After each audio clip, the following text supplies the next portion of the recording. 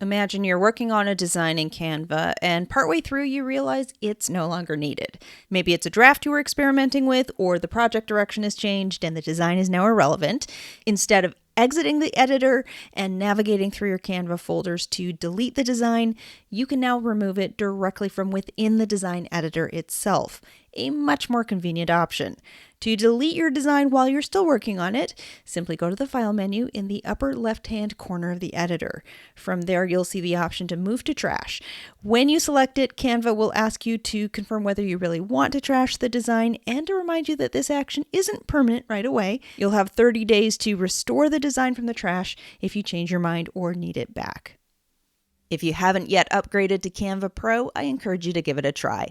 Learn more about how to get a free 30-day trial of Canva Pro and a free mini course to help you maximize the value of your Canva Pro subscription at brendacadman.com/pro.